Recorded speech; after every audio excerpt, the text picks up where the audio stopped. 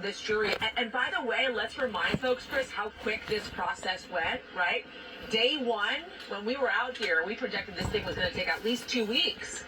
We thought it would. And in fact, now we are, 4 days in, and they have already impaneled a jury. That means that we are looking towards Monday for opening arguments. That is an unbelievable timeline to think about. And I gotta say, Chris, if you'll listen to the background right here, something's going on. Listen. In the middle of a square in front of me where protesters were standing, an individual has now set himself on fire. And I am looking at this now. We don't have cameras trained on this individual, but it is unbelievable to see, Chris. My gosh. Horrific. Over in an area where they're collapsed. He is about 50 feet away from me, Chris. He is now collapsed on the ground. We have security running to this man, trying to put their coat on him to put the flames out. Oh my God. He has set himself on fire and is now shaking, it seems, as the fire is being put out.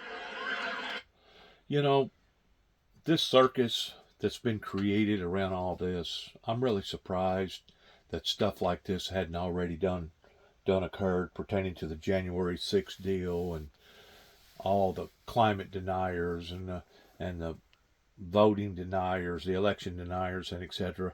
And now people are doing what they're doing. I'm really, really surprised that horrific things such as what is just happening hasn't already started to occur. You know, this is basically the eve of the Passover, the Jewish Passover, the Bible Passover. This is also Friday, April the 19th, the day that the Waco incident took place, which would be now 31 years and 29 years in the Oklahoma incident, that both of them was tied together, that I'm in the process right now of putting out a I guess you'd call it a reprimandum of some of the things that I went through and some of the things that still bother me today over that. But this is, you can tell by the expression on her face that what she's looking at is something gory, something bad. She's not smiling. She's not laughing. You can tell, I mean, they claim that a picture is worth 1,000 words. That picture of what she's expressing on her face right now clarifies the intensity of raw unprofessionalism that has been going on with our politicians as well as our media. Our media has brought a lot of this hype into our lives to the degree that now it's affecting other people's lives. And, you know, when we get to looking at AI and how it's affected children and how children are committing suicide and stuff like that, I'm really, really surprised that this thing hadn't already come to a head in seeing some of the most worst events known on a man. And of course, last night, Israel basically retaliated against Iran because of what Iran done. Also, yesterday was one of the most biggest events as far as the Ukrainians being attacked. And there's just so much going on that it's out of control. It's anarchy. We have the people that thought that they was going to be able to react pertaining to trying to stop biblical Bible prophecy to blame for this all over America, that has now or is now beginning to start reaching a pivotal point of collapsation. And I use the expression towards the world basically regurgitating itself upon a society, and that's the reason why the Bible says the woe be unto the inhabitants here upon to the earth, whenever you shall start to see these things occurring, indicating that yes, you will see these things occurring. indicating that, yes, you will be able to identify that something is truly happening that is totally out of the norm. By security personnel who have surrounded this individual. They have now put the fire out, Chris. Good God. As this man is just lying there, it seems, having lit himself on fire in this very moment. And I want to reiterate to folks that are watching this, we don't know if this has any connection to what just took place in the courtroom behind us with this jury now being impaneled, but it was an awful sight to see, Chris, that this man setting himself on as fire. you say, How could it not have nothing to do with what's going on with the circus that's been created either by Donald Trump or the politicians or the media? How could it not be related to that, miss? How could it not be related to that?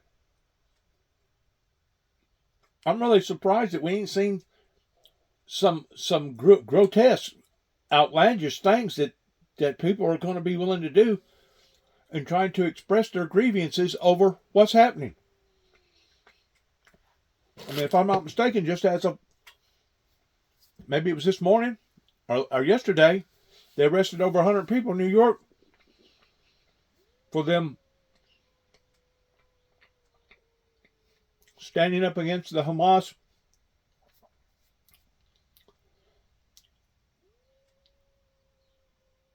Jerusalem war over in the Middle East. It's just unbelievable of the occurrences that is happening right now if you keep up with the news. And I'm pretty sure that we're probably only getting maybe 10%. And that is if you're a news surfer and you're going around trying to figure out what broadcast is catching this and what broadcast is catching that. The other 90% that we don't know about would probably literally scare you into some sort of a shock. If we really knew what was happening all over the world right now,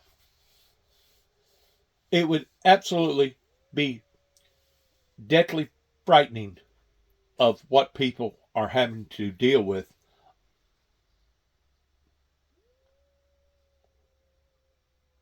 We don't know what happened there, Yasmin. We don't know if this was a suicide attempt. We don't know. So let's not, I don't want to speculate, but the headline here, and I'm sorry you had to see that, by the way, what an awful thing for anybody who was down there. Anybody. But 7 men, 5 women on the main jury, 5 women, 1 man on the alternate jury. I want to go back to Paul Butler and pick up on something you were saying before, because to quote Judge Juan Merchan, we have our full panel. Does that necessarily mean that at whatever 9:30 on Monday morning, the openings will begin? Not necessarily. So it means that we have 18 people right now at about 1:40 on Friday. The trial will go forward on Monday. But there's still got to be the Sandoval hearing. So part of it when opening statements happen, depending on how long that hearing takes. And as I mentioned before, there's 6 new folks on the jury. So over the weekend, both sides will be poring over their social media, Googling them, trying to find anything that might suggest some bias that was overlooked in the voir dire process. Remember, on Thursday, we started out with 7 jurors, and we ended up with only 5 of those who are now impaneled to serve. So I do think that the jury selection process went very quickly. The judge runs an efficient, orderly courtroom. So almost certainly if the trial will start at some point early next week. All right, let me go back to Yasmin Vasugian. And Yasmin, listen, there's a lot of intensity inside the courtroom. Now it seems like there's plenty of intensity outside the courtroom. There is. There is. I just want to kind of give you an update. I know that we're following what's happening inside the courtroom, but I do want to give you an update on what I'm seeing out here, Chris, because I do think it's important.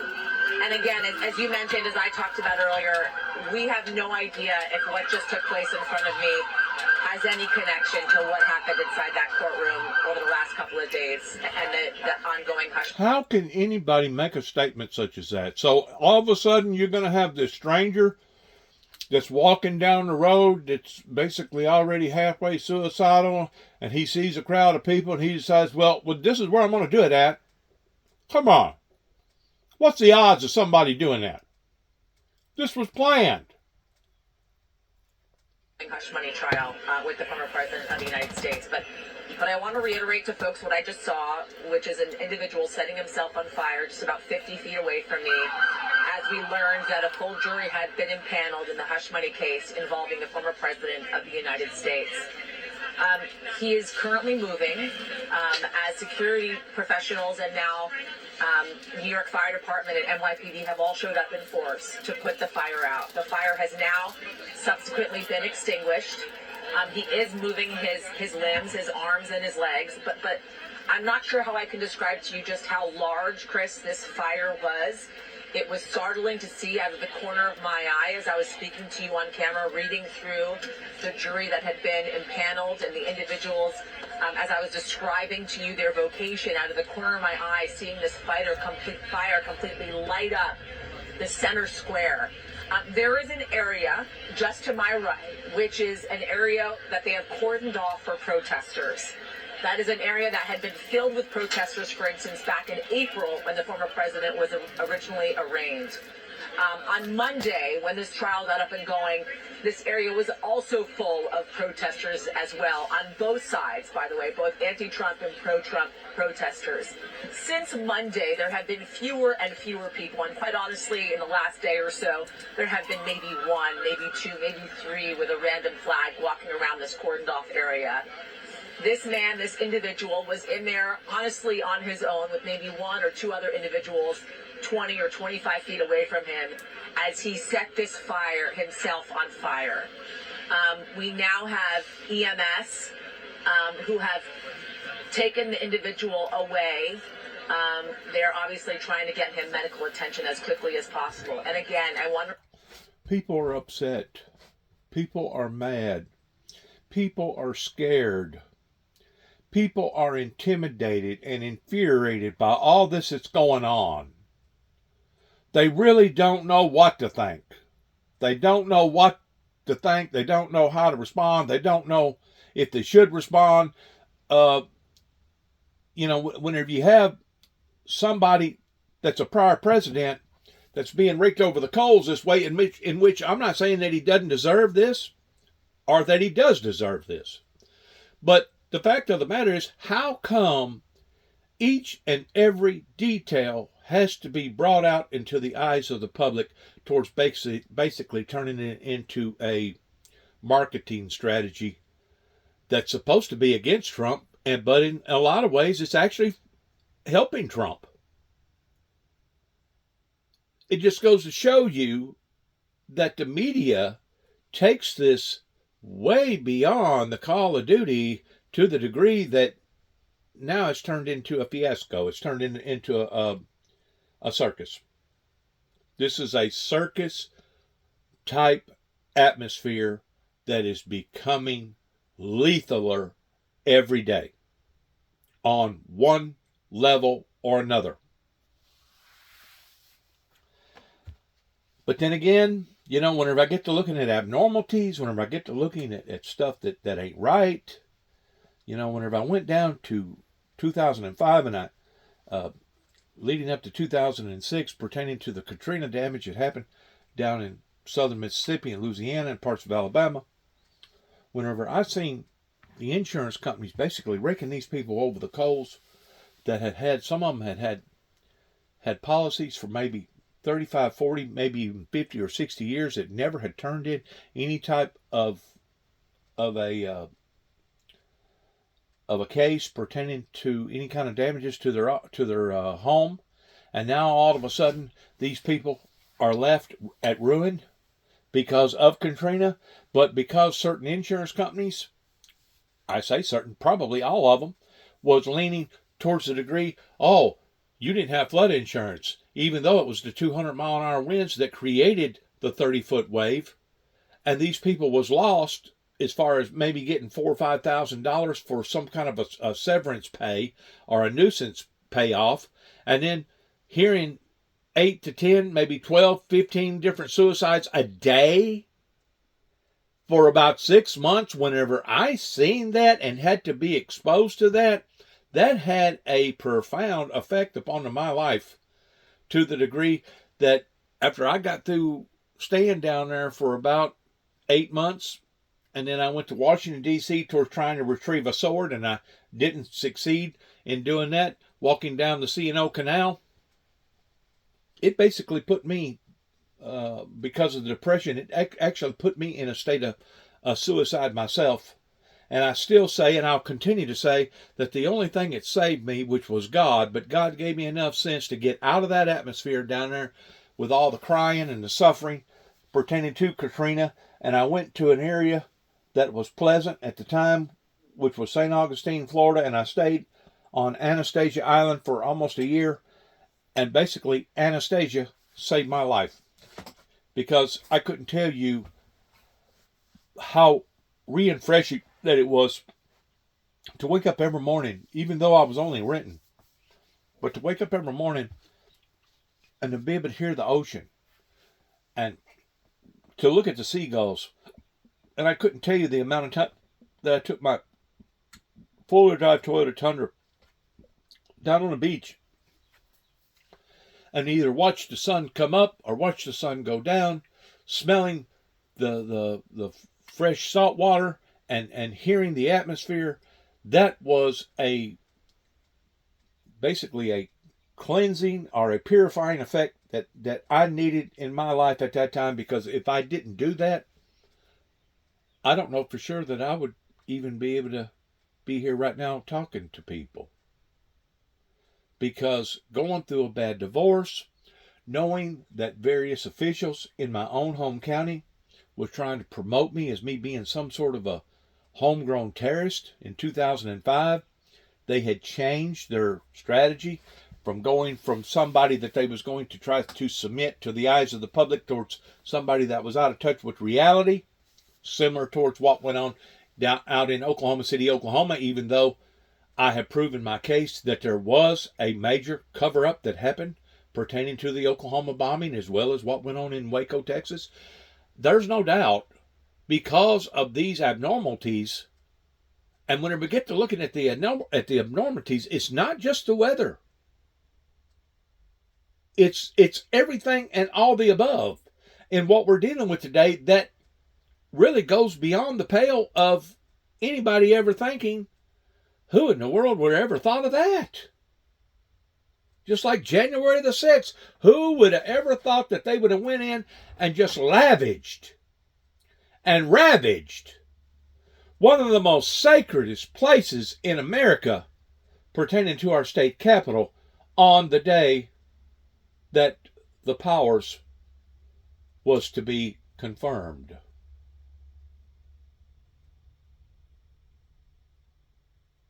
Like I said, there has been so much that has occurred and is occurring that I'm really, really surprised, regrettably, that something really and truly horrifyingly hadn't already done occurred. The people, the men and the women that are working right now in Homeland Security in protecting people like the President of the United States or prior presidents of the United States, they really have a tough row to hoe. Not counting our first responders, not counting our police forces pertaining to all this artificial intelligence and all these cameras and all this social media. They really have a tough road to hoe right now, and we cannot pray for law enforcement. We cannot pray for them enough today because of what is occurring. And to be quite honest with you, I smell something really, really bad in the woodpile that just basically irritates me to death in seeing how tragic that these situations are becoming on a day-to-day, everyday level. like I said last night, it basically stirred me up. I was in the middle of doing some work, data work, and it basically took my mind off what I was doing for about 2.5, 3 hours, to the degree that I basically had to push a lot of my paperwork off to the side and say, you know what, I can't deal with this right now. Because I was basically tied up with what was happening over in the Middle East, pertaining to what was happening with the conflict over there that's going on right now. That's only boiling, just a powder keg, just ready to explode. I understand why a lot of people don't watch the news. I really do, because they can't handle it. But you know what? That's not going to be much of an excuse one day whenever our grandchildren and our great-grandchildren in the hereafter life comes up to us and says, how come y'all let this get in the shape that it's in? How come you didn't speak out? How come you didn't try to stop it? How come, Papaw? How come, Meemaw? How come y'all didn't think enough of us that you was willing to stand up and try to stop all this? I just hope to God that none of my people, either those that have come before me or those that may come after me, will have the privilege of coming to me and saying, Dennis, you could have done a whole lot more for us if you would have just stepped up to the plate, spoke out, and activated your constitutional rights here in America. If there's ever been a time that we needed to pray for one another and bond together, it is of that source today. I cannot emphasize upon that enough. Please, let's watch this. I want to reiterate to you, because we're following this breaking news, this historic moment in which this jury has been impaneled in this hush money trial involving the former president of the United States, and setting the stage for what will be the next 6 weeks as we watch all of this evidence come out throughout this trial. And then subsequently, within that very moment, an individual just 50 feet away from all of this press and from this courthouse behind me, setting himself on fire. And the fact that we really don't know if there is any connection between that individual and what happened and what is continuing to happen inside the courthouse, Chris, behind me. So it was really important for you to set that scene. So these commentators really don't have no common sense, do they? I mean, whenever people talk about common sense and basically educated, whatever you want to call them, people, they really don't have no common sense whenever it comes to adding 2 + 2 = 4. Because the odds of somebody walking down the road, stumbling upon a crowd of people that's engaged in what's happening right now with Donald J. Trump, and all of a sudden they already had pre-plans of committing suicide, and it just so happens they found the right spot to do it in, why would anybody even make a remark like that we don't know for sure that it's got anything to do with this? It's got everything to do with this, along with everything else that's been going on all over the planet, especially here in America. It's got everything to do with this. And basically all this is going to do is bring out that many more Fruit Loops in people that's going to engage in coming to ordeals like this. That way, maybe they'll see somebody else jump off the roof. That way, maybe they'll see somebody else take lighter fluid and put all over their body and strike a match to it. That way, maybe they'll see somebody else put a gun to their head and blow their brains out right there in front of a crowd of people. This goes beyond the pale of normalcy. And it's been happening now for quite some times now. I guess ever since COVID has hit, it has basically sprung a spring in people's minds and in people's hearts, to the degree that we're seeing events happening all over the planet right now that never, ever anybody would have ever even dreamed about happening until COVID come along. COVID has really upset the apple cart, and people don't realize how bad that the apple cart has been upset. And it's not just the American apple cart. It's all the apple carts all over the world. And it's only getting worse. the abnormalities are only getting worse, either in the forces of nature or the forces of humanity. The abnormalities, the chaos, is only getting worse.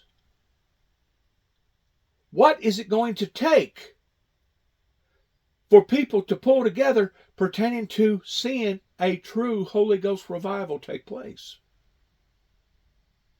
What is it going to take a society of people that have made such of a harsh mistake, of them acknowledging of their mistake and then trying to right some of the wrongs that they've made? Because in actuality, it speaks volumes about people that no longer care about other people. It speaks volumes about how evil has taken such of a toehold, a stronghold in society, to the degree that we're seeing these things only escalate unimaginably on a day-to-day, everyday level. And this guy setting himself on fire is only one example of it. Seeing, Yasmin, that the number of protesters, because we saw a fair number, right, the first day, but this was not someone who was in the middle of a crowd of people. This is not someone who was in the middle of a protest. This was an individual. And it sounds like, because you saw it as it was unfolding, that the response was very quick. It does not sound, from what you've observed, that there was any kind of security. What if it was dead summertime and wasn't nobody wearing no coats? What if that same event happened in the dead summertime in New York, when everybody's walking around with short sleeve shirts and gasping for breath because of all the oxygen being so low, and having to breathe all the carbon dioxide with all the buses and the taxis and all the other cars? What if that event would have happened to the degree that didn't nobody have no coat to take off their body and throw in the sky? Would the guy just have sat there and just died? He's probably got third-degree burns, maybe even deeper than that. I don't know. Just goes to show you how chaotic things has become. Potentially that was created there. No, I mean, let's be clear. The security situation down here is incredibly high, right? Because the former president of the United States, along with Secret Service, are inside that building. So they already have a very high security situation happening here. There was no threat really to the crowd around this area. This individual was standing in the middle of the square on his own. As I mentioned, there may have been two other individuals that were walking about within that area about 20 to 25 feet away from him. So the moment it happened, audibly I heard screams from the right of me as I was on air with you talking about the jury, in which folks were saying, he has set himself on fire. A man is on fire. At that point, Chris, I saw the security personnel that we've been seeing out here all week long racing towards the entry area of this square. And to be clear, again, this area is cordoned off for protesters, right? So if you are here to protest, you can be in that area. To get to where we are, you have to have an official press pass as well. So security is incredibly tight in all of these different sections that they have set up because of the former president being in the courtroom behind me. So there was really no issue when it came to security. It was more controlling the situation, making sure this individual did not do further harm to himself and or other individuals that could have been in the area. And because we keep hearing the sirens, I just want people may be joining us, I want to give you a chance to reiterate the gentleman now who was moving was taken by emergency personnel, presumably EMTs, and he has left the area of the courthouse. He has left the area of the courthouse. So for folks that are just joining us, while we were getting this breaking news that a jury had in fact been impaneled, a historic moment for this country, the first ex-president of the United States to be in criminal court, will likely be facing opening arguments sometime next week. We have a full jury in place. We also saw just 50 feet away from where I'm standing an individual setting himself on fire in an area cordoned off for protesters. Again, we don't know, and I don't mean to keep repeating myself, but I do think it's important. We don't know if there's any connection between that individual and what is taking place in the courthouse behind us. If I get any information on that, I certainly will be relaying it to all of you. Nonetheless, the individual has now been taken, it seems, to a hospital. EMT showed up pretty swiftly, security as well, to put out that fire. We don't necessarily know how he's doing, if in fact he's going to survive his injuries. But I will tell you, I mean, that fire, those flames reached about 20 feet in the air. It was a... First of all, how could it not have anything to do with all this hype that's been dramatized up for the past few years? And the next thing I want to comment on is that there is so much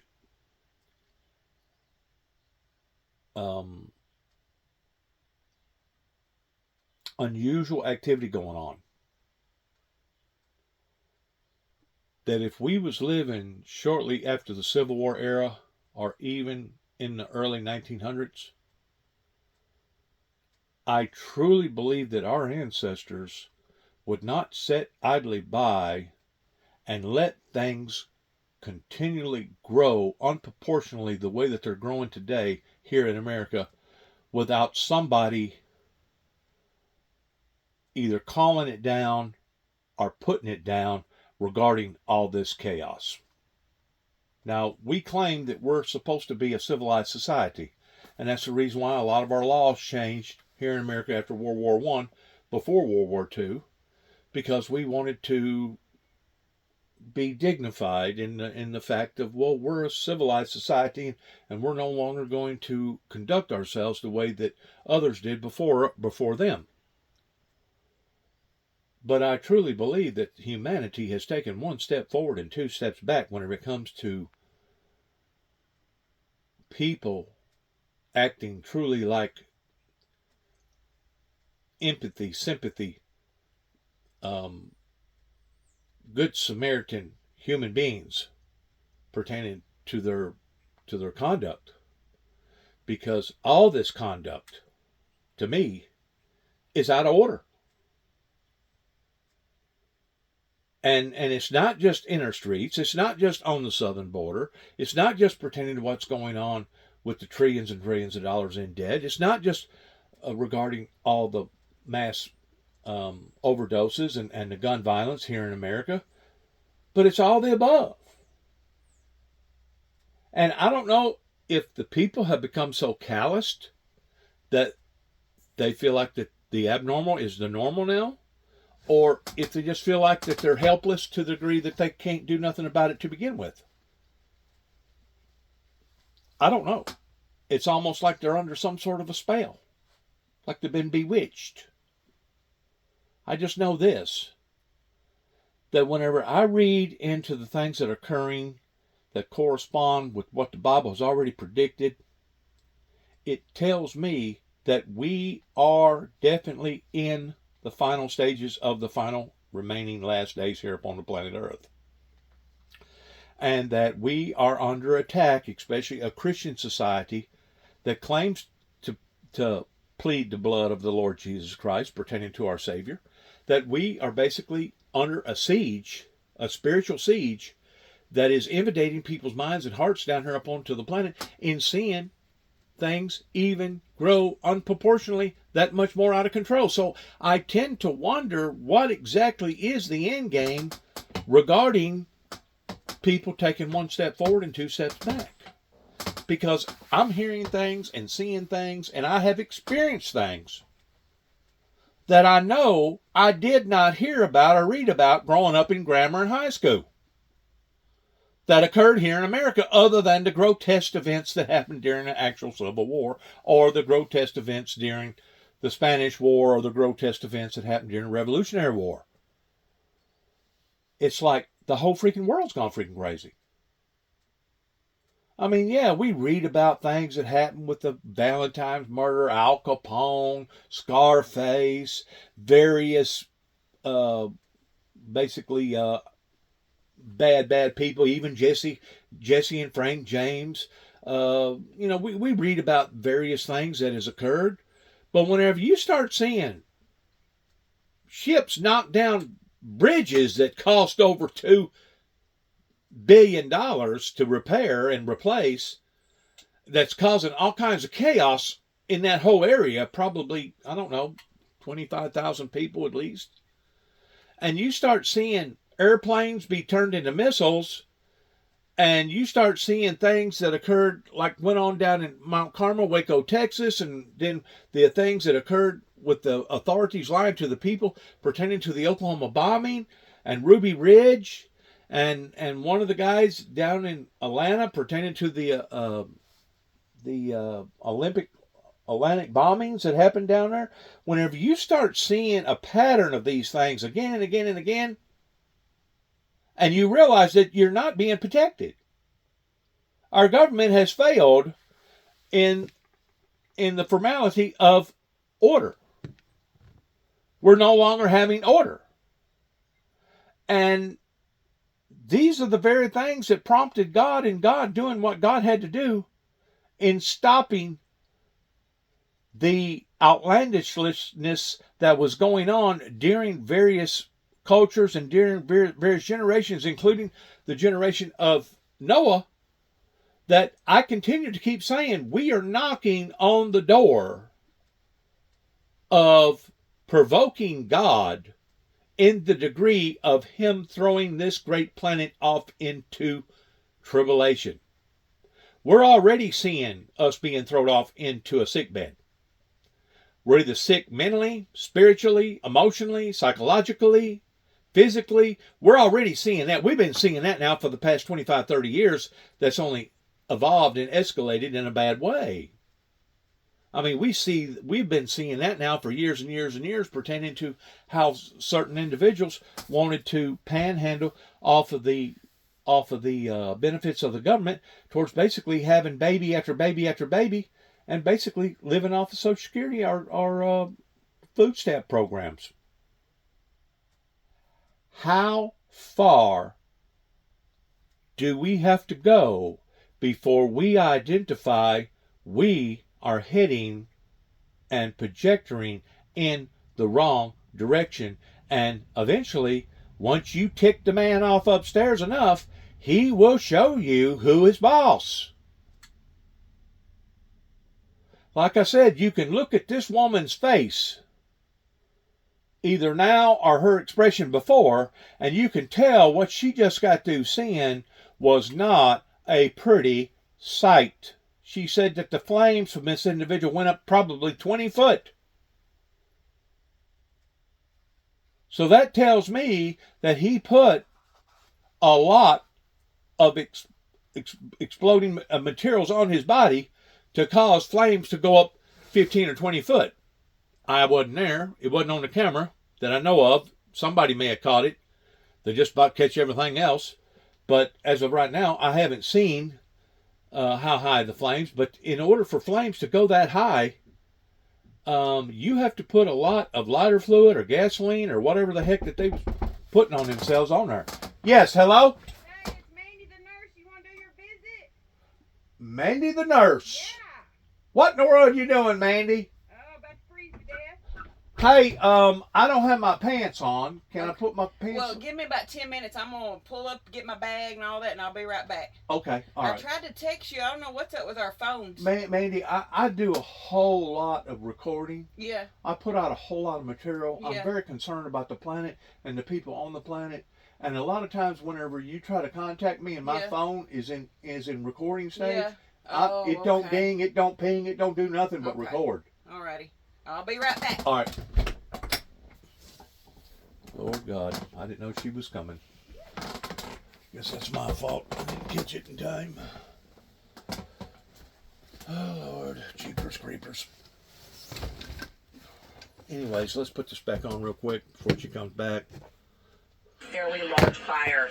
This man setting himself on fire in the middle of a square, just 50 feet away from where we are, Chris. Yeah, we did, after he was removed, briefly see the smoke, and so you could see that it was indeed.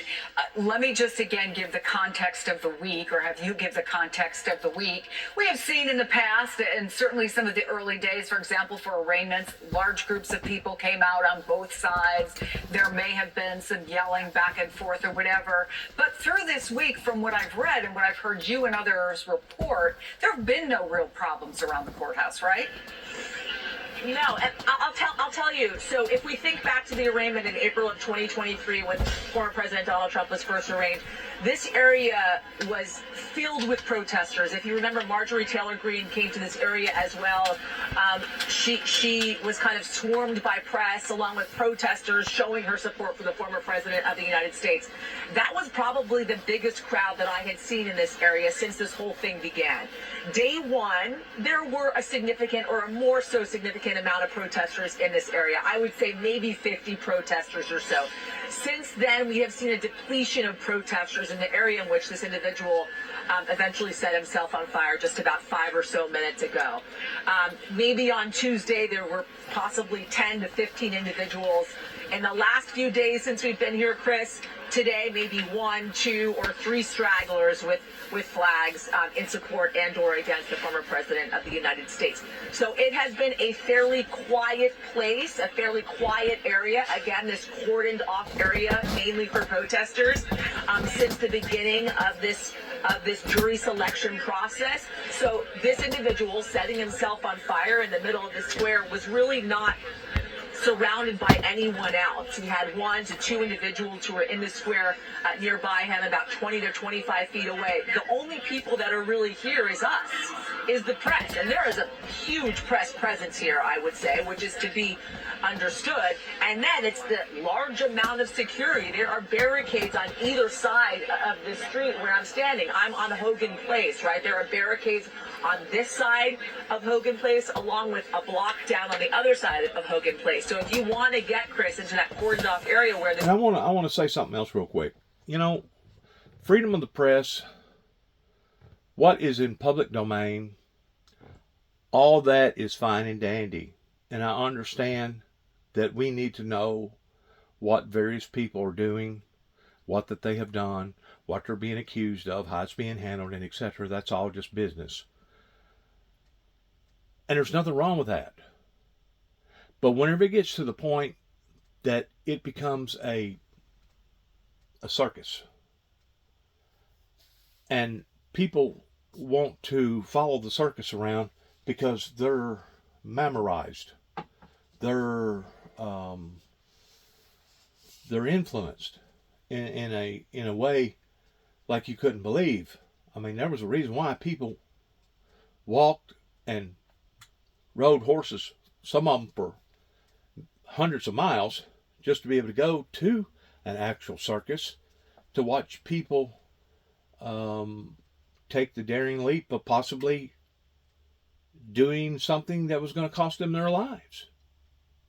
There was a reason why that it was considered entertainment during the time that the Romans was throwing the Christians off into a Colosseum, and people were standing around screaming and hollering and gleaming because people were being ate up by these lions. Whenever I get to talking about civilization being civilized, whenever I started seeing Jerry Springer come on to the show, I think it was in the early 90s, and I had a niece at the time that was working for him towards a makeup artist up there in Chicago. Whenever I started seeing that occurring right in front of my very eyes, I started saying to myself, you know what? Society is no longer a civilized society. Society is becoming abnormal on a day-to-day, everyday level. And it's kind of like an individual that I picked up hitchhiking. When was this? This was probably in, I can't even think now whenever it was. It was after Katrina hit.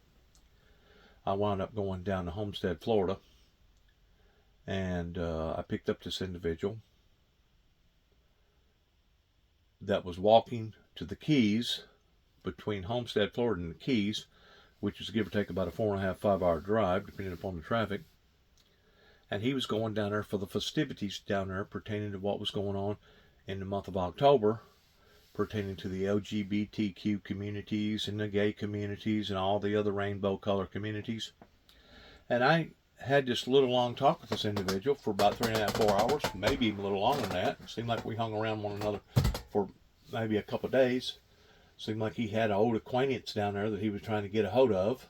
He had been married, going through a rough spell with his marriage. He had a child. Talked like he had very, very sensitive passions for his child. He had locks in his hair, even though he was, per se white or mediocre white. And I told this individual, after I stayed down there for about 3 days watching all that activity going on down there pertaining to people basically walking around naked with painted on bras and painted on panties, but in reality they was actually naked in broad daylight in the public all over during these fall festivities down there right around the time of Halloween. I said to that individual, I said, you know what, if you hang around this atmosphere for a very long length of time, I said, you're going to turn out to be just like them. A matter of fact, I scouted around at the time and found some very decent auto body industry facilities down there that paid really, really decent money at that time. But I got to thinking it out, and I got to looking at it, and it's like, you know what? I really don't think this is for me, because I know that I've got weaknesses of my own, and if I engage my life in this type of activity, even though I know it is abnormal, that if I don't watch, the abnormal will become normal. It's kind of like going into a prison. And of course, they put all the men with the men and put all the women with the women. Well, if you don't watch, somebody that goes in there that's heterosexual, that don't have really, really strong, compassionate feelings about his or her belief, the next thing you know, they'll turn out to be just like everybody else in the prisons, which is primarily gay or lesbians, because they don't have no other body to turn to for their sexual gratification and stimulation. Hey, come on in, Mandy. Come on in, Mandy. You got a kitty cat? Do I know? You got a kitty cat? That's a stray that come in through here. Okay. That got a white and red, white and yellow, orange like. Yeah.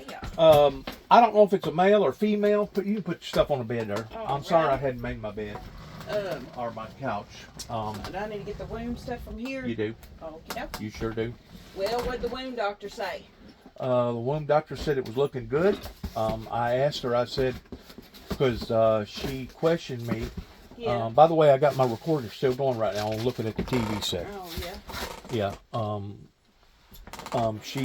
She looked at it and she said, well, by looking at it, Yeah. she said it looks like Set itself it on looks fire. like that the womb around the edges on the skin has actually intensified, gotten bigger. Yeah. And I said, well, is that normal? She said, yes, that's normal. I said, why? She goes, because of the compression wrapping that we're putting on the leg, that it actually shrinks the leg to the degree that it's optical illusion, to where you look at the leg and now the leg is smaller, which makes the wound look bigger. Oh, well, that makes sense. See what I'm saying? Yeah. Because she measured it out and she said it's not but 1 centimeter Yeah. wider. And she did say that it was a little bit deeper, because they measure it not only from the outside, but they also stick a Q-tip in there and measure it that way. Yeah. So they do a multiple measuring. What's going on the news? My nose is running. We went to some idiot over there with Donald Trump that just got through getting all the jury trial set jury for Donald Trump. Took freaking lighter fluid and put all over himself and stroked the damn match. Said flames went up 20 foot. Oh my gosh! Yes, What turned a into nothing but a dumbass. freaking circus. Oh no! Yes. Lord, how crazy! And we're seeing outlandish stuff like that almost on a day-to-day basis. You know it. Now don't forget my cutters and my little green Yeah. thing right there. You can go ahead and have a seat right there, or whatever what you want to Alrighty. do. You like to stand up and do things. Anything going on? You been to the ER? No falls or anything? Nothing like that. Is your next appointment with your wound doctor? Wednesday, and I also got an appointment with Miss Amy Smith, my primary doctor in McKenzie. Just so happens I got lucky, and the wound doctor moved my appointment up to 3:30. Yeah. And my appointment already for McKenzie was at 1 o'clock, so I think I can make both. Oh, okay. They're all on the same day? Yeah, they're all on the same day. Alright, Amy But I Smith. haven't seen Miss Amy Smith now since I had this operation. Yeah. In other words, last time I seen her, I think it was in December. Yeah. No new medicines? No, Did you finish your antibiotic? I did. All right. And as far as I know, I didn't have no type of repercussions as far as Yeah. kidney stones or anything like that. Any coughing? Just natural, normal for this Just time of dry year cough? with the Crazy weather? the crazy weather and stuff. That's been one of the hardest things because my therapist come in yesterday and talked to me. Yeah. What's his name? Awesome. Lawson. He asked me, he said, well, what do you think has been the most challenging thing? Yeah. I said, the weather. Oh, yeah. The weather. You don't know whether or not you're supposed to keep your winter clothes out, Mm-hmm. put your Bermuda clothes on, or Yeah. take them off. I said, it's a struggle. And you know it's a struggle for normal people that's got good health, so you know what kind of a struggle it's going to be for people that don't have good health. Yeah. It's a struggle. Yeah, there is. So between trying to struggle towards fending for yourself and trying to heal up from a major operation, you got to struggle with the weather now. Mm-hmm. And could you only imagine if we lived in South America or Mexico and we didn't have air conditioning and we didn't have plumbing and we didn't have the accountabilities that we have Yeah. today, the accountable that we have today? Could you only imagine how hard it would be? Yeah. It'd be tough, wouldn't it? Yeah, it would. Especially going through something like this. Mm. Huh? I can't believe that man set himself on fire. Set itself on fire. What's your blood sugar running? I didn't check today. I've been too preoccupied about all this stuff. It's flabbergasting to me. So what? He was like a Trump supporter and he just burned himself up for no reason, or he? You know, the last time I charged this, Mandy, it usually Sorry. does that whenever it's charged up, but for some reason it's doing it now with it not charged up. I don't know if it programmed itself wrong, or if there's a way that I can plug it back up and maybe get it to take it. It says it's hooked up to the computer, but anyways, I ain't been able to get a reading out of it. I may have to end up getting another one. What's the latest number? It was like 135, 140, something like that. Yeah, we went to that safari park Saturday, me and my daughter and grandkids. Lord, that dust done got my nose all messed up and the pollen's drainage. bad right now. Woo. You know this tree in behind here? Yeah. Did you know this spring I have seen that tree bud 5 times before this last time? Huh. It has come in bud and it started getting green, and then all of a sudden it cold would unbud it. It'd Yeah. go back, the Yeah. stuff would go back down into the ground. Heck, Any there's- pain? No, not really. Not as long as I'm not walking. Did they weigh you at the doctor? They didn't. Ain't that crazy? I have a woman, she is not eating, and they didn't even weigh her at her appointment. So, you know, there she is not eating to keep Well, up with. I think I'm getting fatter, but it could be because I've been eating a little bit better, because I've been feeling a little bit better. Yeah. You know, plus I've been getting out. Like Monday, I went to Paris Landing, Yeah. and I got me some hamburger meat and some charcoal and some cheese, and I went over there by the water's edge, and I cooked me up a hamburger, and some Well, hamburgers and some hot dogs, and I just enjoyed myself. Yeah. Heck yeah. That sounds nice. I made spaghetti yesterday, so we're going to eat on that about 2 or 3 days. Now watch what you say, because that's still recording, okay? Oh, okay. What are you recording? The news? The news. Events that's happening. I got like 5,000 different videos out there. Yeah. Why don't you just cut all this stuff Yeah, off? that's You what ain't, I'm you gonna ain't do. gonna be able I to- was just- you ain't gonna replace it anyway. I mean, you ain't gonna put it back on anyway. It's all gonna be replaced. Cut it off of there. Where'd you say you go to the wound clinic, Martin? Martin. Okay. Right there in the hospital, back of the hospital. You don't know where it is? No, I don't know much about Weakley County. You know, I'm from Obion County, but Right. I'm learning the doctors. Right. But some of them, Lord, I've been calling them all week about people, and they don't even call you back. I just can't believe how the medical system has just failed us. I'm thinking that, Or the workers, I guess. I'm thinking that COVID has had something to do with basically making people fuzzed out, and they're no longer concentrating, or they don't no longer care. Well, I think they got used to that money they was getting or something. They Well, don't want something, and you know, my son operates a pretty big crew down where he works, and he tells me all the time, Dad, you can't get labor no more. He said it's all substandard labor. I go, what are you talking about? He said, well, whenever you hire somebody, you're lucky if they hang around with you for the first day, and they don't walk off on the job. And he said, and if they don't walk off on the job, you're lucky. You're sure enough lucky if they stay with you for a whole pay period. And then as soon as they get their paycheck, they're gone. Yep, that's what I've heard everywhere.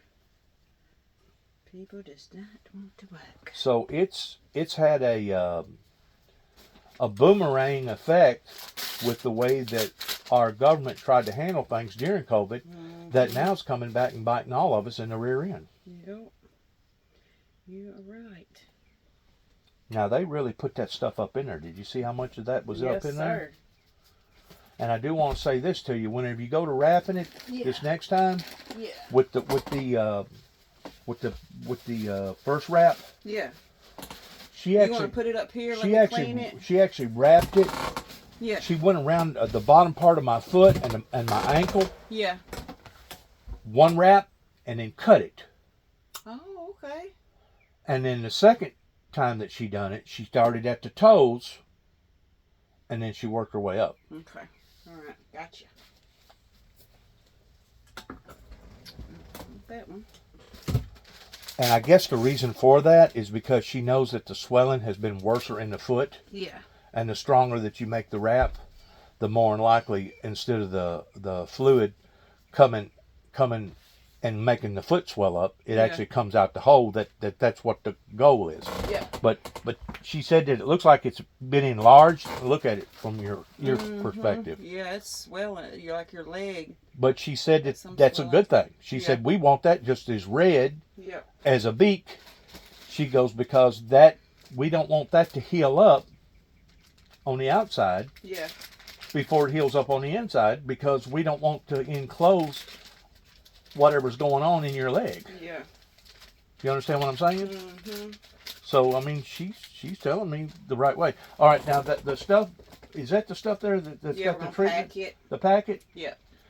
You should have used that right there. You've done opened that up, and that now. Oh, I didn't see that. Now you're gonna take a chance on that drying out. So put that in there, back in there. Well, I got 2 more patients to see. That dang scheduler, hey, can you do one more? Can you do one more? I'm like, oh my goodness. He was killing me. Now wait a minute now. You're only gonna put that. You need to do it long ways. You need to do it long ways. Yeah, I'm gonna. Let's see. Wait, I need. She put about she was about 2.5, 3 inches. Okay. And it was it wasn't that wide. It was very narrow. Yeah. Let's see. There you go. You got some. I brought one just in case. Q-tips. Yeah. Let me see your scissors. Let me see your scissors. Let me see your pad. I ain't trying to tell you what to do. No, I ain't trying to run your business. I ain't trying to run your business. But you want to cut from this side? But you was gonna cut it this way, right? No, I was gonna make it long. You can if you don't do it that way. But you need to cut it this way and cut it down probably about 3 inches, and that's the part that you stuff up in that wound. In other words, an inch or so ain't gonna do it. You got to really pack it up in there. I'm just telling you what I've observed from them. Yep. I don't even know that they're doing it right. This is all new ballgame for me. Have I ever showed you my cut where I cut my leg open? I fell out the back door and landed on a squirrel fan. Lord God, no. Yeah, Union City ER. Don't ever go there. Lord God. Yeah, my fiance said they didn't clean it. They numbed it up and just sewed it up. Didn't do nothing to it. Why would somebody do that? Not clean open wound, you know, that got cut by metal. You know what I mean? So then, Did they give you a tetanus shot? yeah, they gave me that. But How Steve, bad was the cut? How many I'll stitches? show you when we get done. 35, 40 stitches? Let's see. I think it was like 18 or 20. That's a pretty good sized gaping hole, man. But yeah, my skin died. Ooh. So then I had to go to a wound clinic. Misty McCoy. Don't know if you've ever been to her before. But yeah, it was awful. Oh, God. Yeah, you figure. And you're not even old, and you're not even a diabetic. No. So you can only imagine an operation like this right here, how crucial it is. Scary, really. I mean, I had to put all this stuff under consideration before I ever got operated on. Yeah. So you know I was dealing with a whole lot of pain. But yeah, it looked to make a decision like this at the age of 62 towards having a future done. Yeah. But yeah, it don't matter if you're in the medical field or what, you know, them people, like, who does that? Why would you not clean a wound? And plus it was metal where I cut my leg on, you know? Probably had rust on it or condensation on it. Said it was a clean cut wound. I ain't never heard, which I was crying. I couldn't even hardly listen, you know, I was in so much pain. Right. I couldn't tell you the amount of time growing up that I stepped on old rusty nails around the farmhouse. Stuff where barns had been tore down and stuff like that. I couldn't tell you the amount of time I was over here swimming in my daddy's grandpa pond and somebody throwed out some, I don't know, beer bottles or whiskey bottles or whatever. And all of a sudden swimming. See this scar right here? Can you see that? Right across to there? That cut all the way into the tendons. Oh my God. Yes. My brother hurried up and rushed me down to Dr. Jack. And Dr. Jack over at Kenton said, you know what? I can't do nothing for you. You need to go on to the emergency room. And that's what they done. They took me to the emergency room. Now let me help you. Let me help you. I'm getting good at this. I know it. You sure are. We're going to start at the toes, right? Start at the toes, and she double wrapped it. All right. Wait a minute. That ain't the same type of wrap. Yeah, that's what come out of the box. You That want to ain't the grab type. a different one? That ain't the type of wrap. Look at the type of wrap that they used. See that? It's got like elastic plus the cotton on the inside. Yeah. That's supposed to be a compression wrap. Yeah, this one says compression. It must just be a different says, style. Light compression, but yeah, 2-layer compression. Okay, all right. All right. Well, let's do what she done then. Let's So we're gonna start right here. Yeah. All right. And we're gonna double up on the foot. Okay. Because that's where the swelling takes place at. Yeah. Okay. All right. You want me to go around twice, right? Keep going. Keep going on with going around the ankle. Going around that right there. Yeah. Do it just like the first time. Okay. Let me pull this off now. You got that? Okay. Dang paper stuck. Get away, get away. Can you get it? There we go. Well, I need one more arm for this, or one more hand. Well, you need to be an octopus.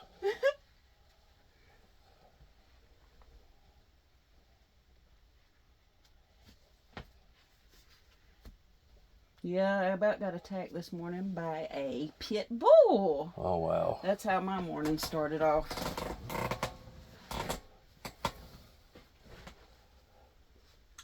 Yeah, I couldn't get a hold of the guy. So I'm pulling up at a random house, you know. And, you know, these days you don't know what you're going to pull up on. And, yeah, he come charging. Hang on. Alright. He come charging out of the side of the house. I was freaking out. He had a chain on him. He was on a chain, but I thought he was going to break it. You know, most people that's got those kind of dogs are in illegitimate lifestyles. Yep. Yeah, that dude just told me he just got out of jail, his son. Which, I mean, that ain't nothing, you know. Because they feel that if whoever that they're dealing with they're going to be more apt of doing the proper thing. All right, now cut that off. Cut that off.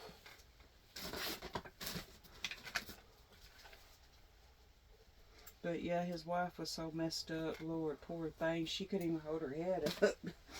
I don't know what she was on. Now do it again. Start at the foot. Start at right there at the toes. Okay. And this time, make it a little bit tighter if you can. Okay. It makes a difference with the swelling. Yep.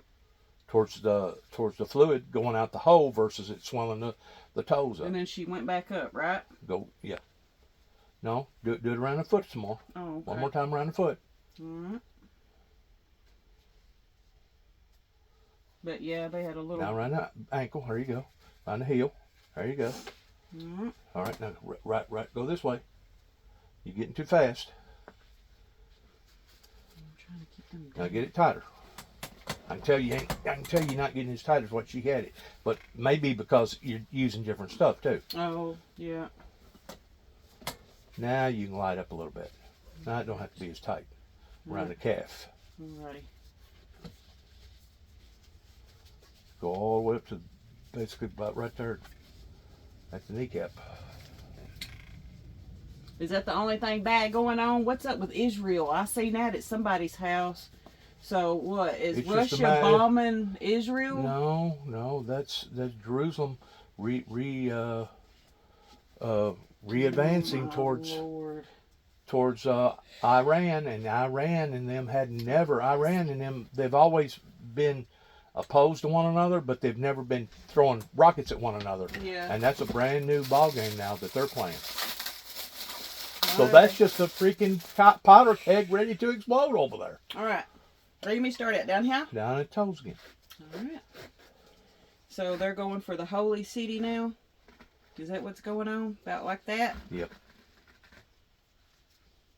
Gosh. We've got lots of things on the front. I mean, North Korea, they're threatening to use nukes. Of course, that Kim Jong-un over there, he's been a nutcase now for quite a while.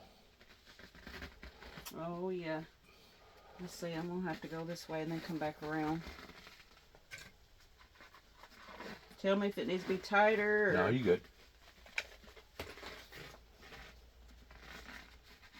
What's Biden saying about all this? You know, last year, 9/11 come up the anniversary, and he was doing something, had some kind of a meeting going on, and he wanted to hurry up and rush to the American soil to make a comment with the media. Yeah. And some commentator asked him, now let's go back over here. All right. Some female commentator asked her, Mr. Biden, do you feel like that the world is a safer place today compared to 9/11? Oh, yes, ma'am. It sure is. It's a much safer place. Yeah, letting all them... And, you know, no more than what he got that out is whenever all that rigmarole happened, well, a few months later, but whenever all that happened over there in Israel pertaining to Hamas, and things has only gotten worse, and that tells me that our leadership actually does not know what's going on. That dang dementia he's got. You may put the whole thing on or cut it? Or go back down a little bit more? Go above this. You can put it up here? Yeah. Okay. Go Right. beyond. Go back up. Back up. Hold on, I don't want to get no wrinkles in it. Okay. Now. I'm gonna show All right. you overlapping right there. Yeah, you All got right, plenty. going You got up? plenty. All There right. you go. Yeah. There you go. Cover all that cotton up. Now keep it going. There's really no need of saving it. Just don't get it as tight. Okay. Don't get it as tight. Please don't get it as tight. All right. All right, ready? Yeah. Yeah, I gotta go see a guy. He smokes a cigarette when I do his wound and blows it right in my face. Oh, God, I can't even breathe. I mean, Well- cigarette smoke don't bother me, but somebody just blowing it right over, you know. Well, Mandy, I ain't So gonna I'm lie gonna to you. ask you- I haven't brushed my teeth this morning. I ain't had any time.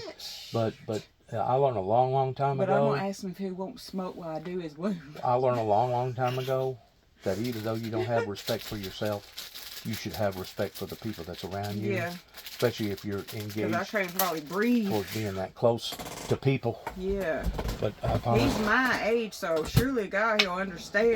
people either people don't care or they don't have a consciousness of what they're actually saying and doing around other people. Yeah. In other words, they don't care. Yeah.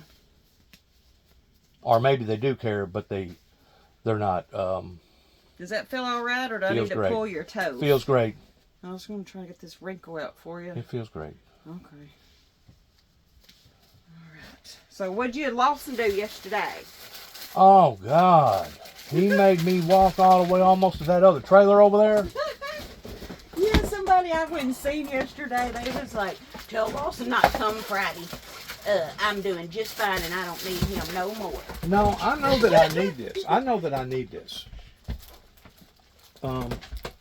Because if it wasn't for somebody like that pushing you and teaching you what to do and what not to do, next thing you know, you become lax, and guess what?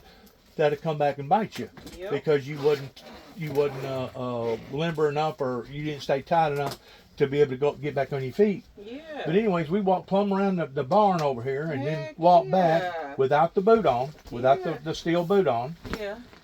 And then he Is got this to going right there, Mr. Jack? yes. Okay. Then he got to doing some special exercises with me. Yeah. Turn that long one. There you go. Okay. There you go. That way we don't trip over it. That's fine. Right. And he done something yesterday that he's never done. Yeah. And I've always wondered how come every time he come in here, he had that big blue thing that you sat on. Yeah.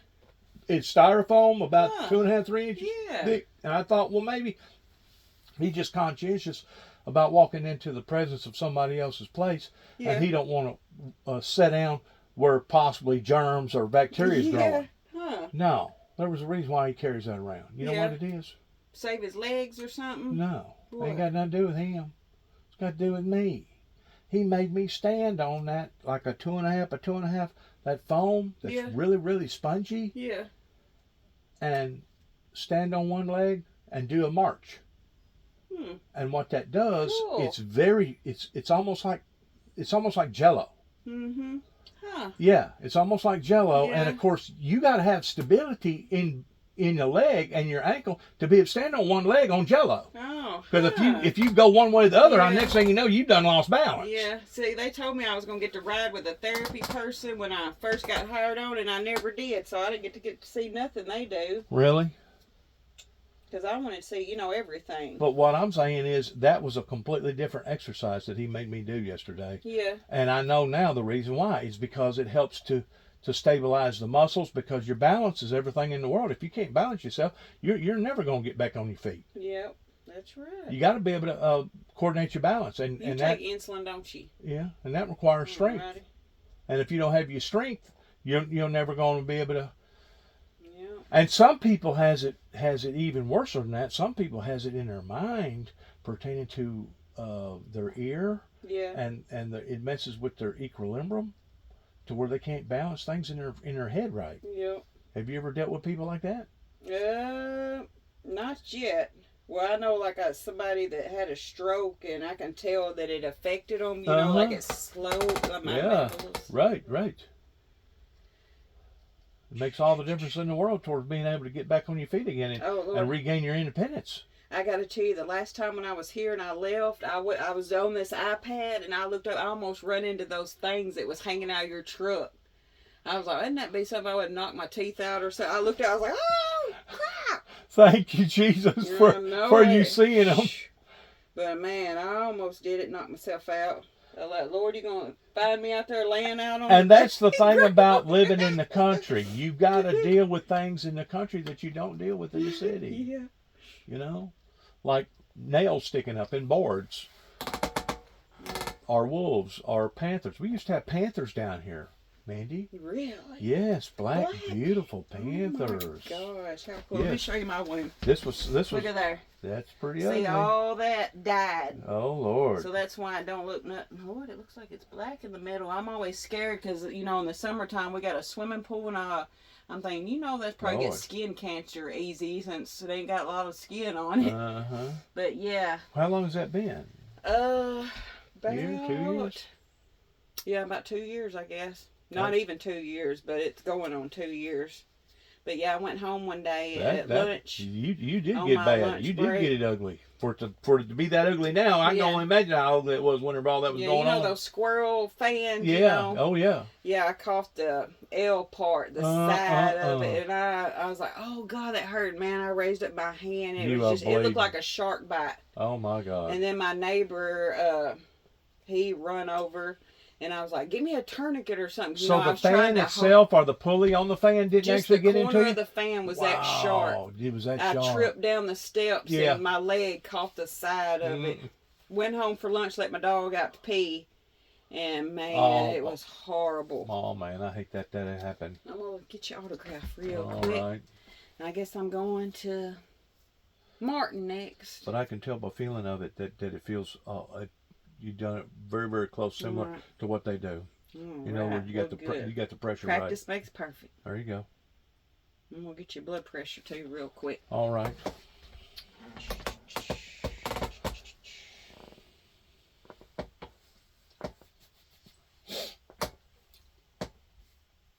But no, back in my childhood days. Yeah. Whenever this was all grown up back in here in the woods. Yeah. You are familiar with the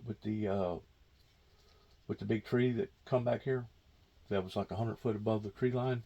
That was big enough that you could put a horse and buggy in the bottom part of the tree or a Volkswagen and turn it around. Where was it at? It was in your yard, a tree? It was right down here in the bottoms, Beach Creek bottom by the river. I don't know much around here. Do you not? You know I'm from Oldbine County. Well, do you not get out? Big tree. A tree. Oh, okay. I know where. Yeah, I know where you're talking about. Yeah. Okay. Well, there was lots of things. All right, let me do this one since you got that over there. Back then, I don't want to mess it up. That we didn't have to deal with that we had to deal with back then. Yeah. This is my point: is that you'd hear them screaming at night, and it sounded just like a woman in trouble screaming. Really, the Panthers? The Panthers would, Huh. yeah, and they would give you an eerie feeling. All right, you rest your arm, sir. Okay.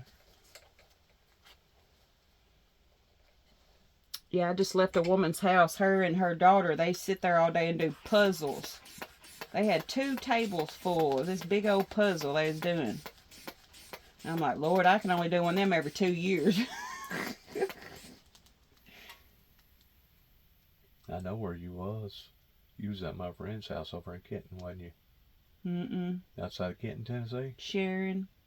Okay.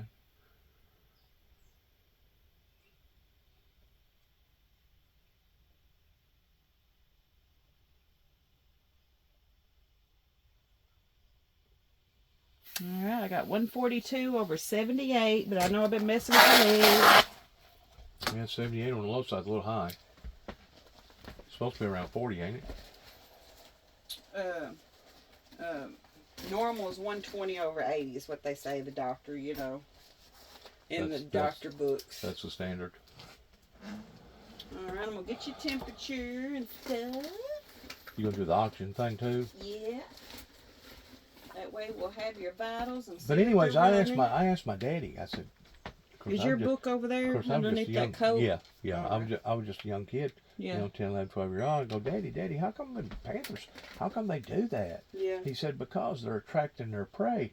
They're wanting somebody to come down there and thinking that it's a female down there in trouble, and as soon as you get down there, you will become their prey. Oh, gosh.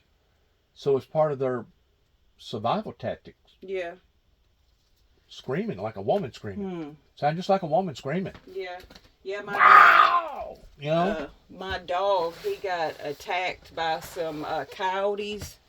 We have a fenced-in backyard, and we had part of it open, and he would go outside the fence and pee. We got prairie dogs around here, too. Oh, really? You know what them are? Yeah, when I went to Utah, I they've been mixed with domestic animals. They're prairie dogs. Yeah. Huh. I didn't know we had them here. Oh, they're ugly looking. Yeah, they are. I've seen a bunch of them at Utah. Get tall. They get a whole lot taller than them coyotes. Really? Uh-huh. But this used to be some of the best coon hunting territory around here in the area. Oh, really? Oh, Lord, yes. You'd hear them the dogs down there. Oh, there'd be 7, 8 dogs. And of course, most of the time, whenever them coon hunters go coon hunting, they just sit in the truck and drink. Yeah. And they listen to their dogs.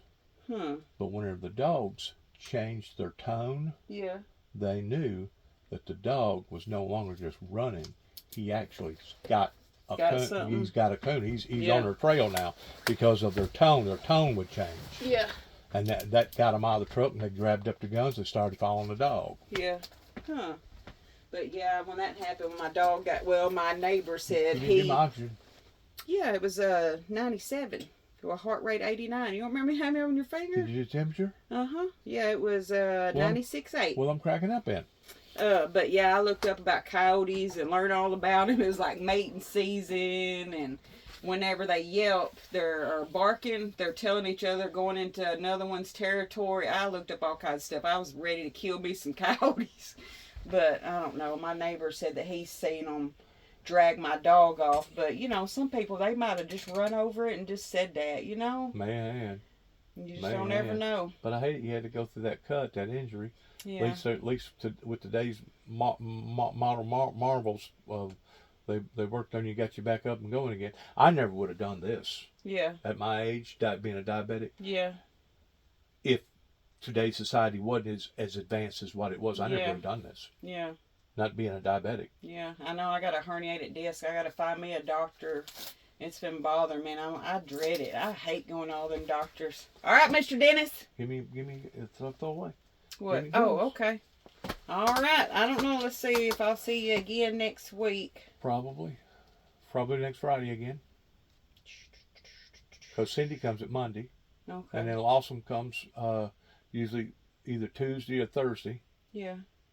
And I'm kind of in this mode. I think the next week Lawson will be the last time that I get to see him. Oh, I'll be back Monday.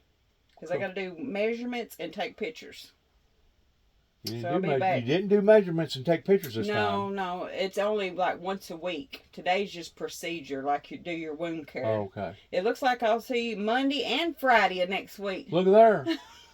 We we drawed the short straw on you then, didn't yeah. All righty. we? You have a good weekend. All right, you too. I'm glad it's Friday because it's been one crazy week. Hey, I enjoyed myself going up to the Paris Landing Yeah. and cooking me some hot dogs and hamburgers and just sitting around and just enjoying the atmosphere. I enjoyed doing that. Yeah, that's And good. I think that I'm has. glad you still get to do that. I think that has an effect on you healing too. I mean, it's not just a physical thing; it's a psychological thing too as well. Yeah, that's right, Mr. Dennis. You- All righty, you you take have care. a good weekend. See ya. Bye. Bye bye. She seems like a pretty good gal.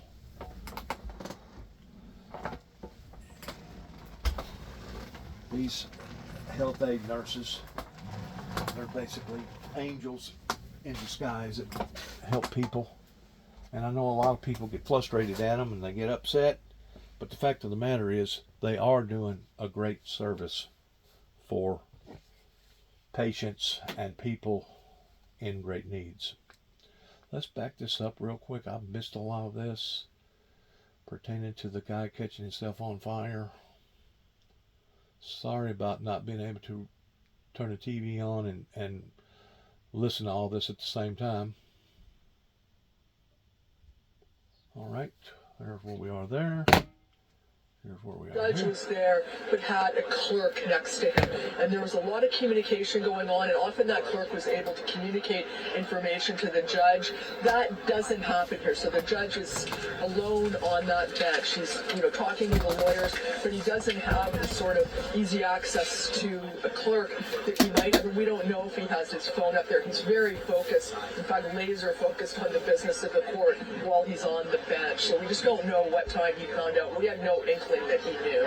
I should say there's also, while he doesn't have a law clerk adjacent to him or apparently anywhere else in the courtroom, there is a courtroom deputy whose voice we occasionally hear as she calls out the names of prospective jurors or administers the oath. So he does have some administrative help there in the courtroom, as well as a number of New York court security officers. In fact, Chris, earlier today, one of the prospective jurors said that he had 3 friends who are court officers, and the judge said, where? And because he was clearly referring to the New York City court system, he said, well, one of them, Your Honor, is in the room right now, proving what a small world Manhattan can be. But again, that levity that we felt earlier in the day, alternating with the really high emotions, it was definitely a roller coaster of a day emotionally, and then punctuated by the news of this gentleman setting himself on fire and the park directly across the street from the court in full view of all of the cameras assembled here to cover this historic event. Right, and I think the other complication we're going to be dealing with, Lisa alluded to it,